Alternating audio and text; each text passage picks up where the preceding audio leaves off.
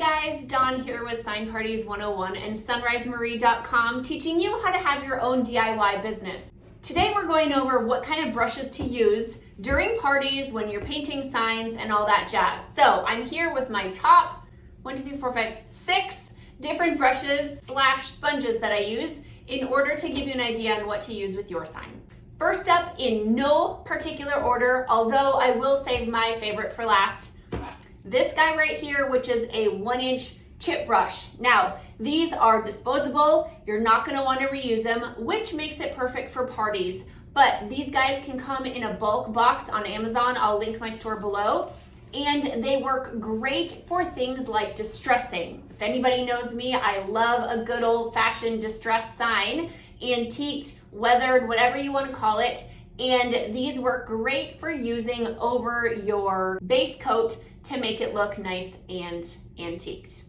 Next up, we have this guy, which is a 1-inch foam brush. Now, I do use this more for stain than I do for paint, but it also comes in handy when I want to give, again, the distressed look or anything else that needs a smooth coat of paint.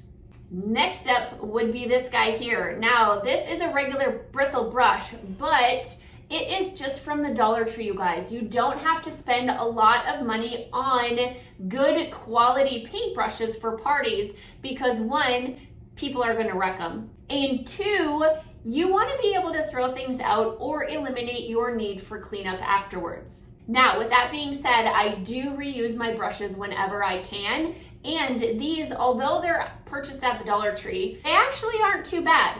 The bristles do come out every once in a while, but I have found that I can get a few uses out of these before I feel the need to throw them in the trash. These are great again for distressing and maybe something a little bit bigger than the chip brush.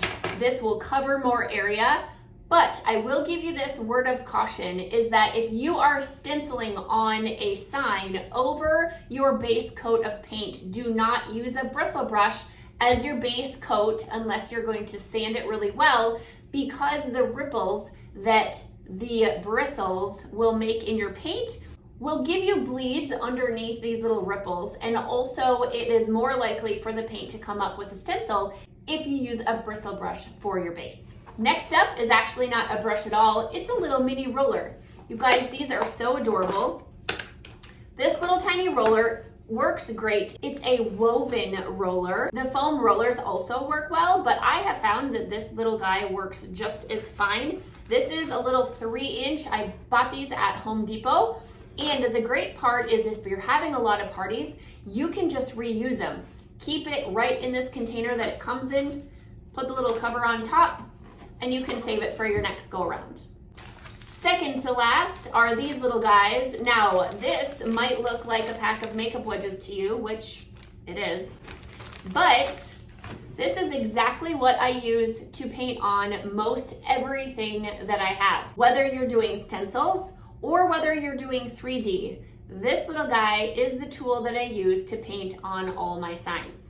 These are my favorite brands. You can find them on Amazon. I will link my store below. You can also get these wedges at the Dollar Tree or Walmart, etc., but the quality really matters.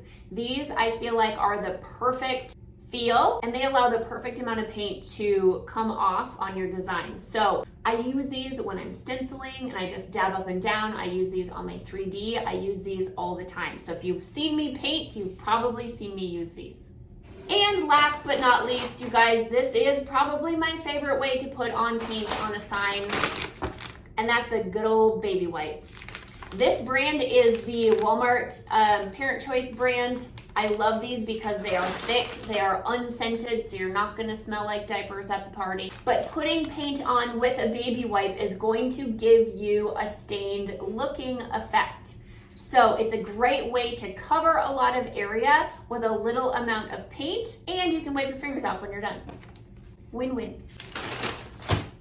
All right, guys, there you have it. Those are my 6 favorite things that I use to paint with, and I hope that was helpful for you. Leave any questions down below, and I will be sure to look at them. Like and subscribe, and we will see you in the next video. Bye, guys.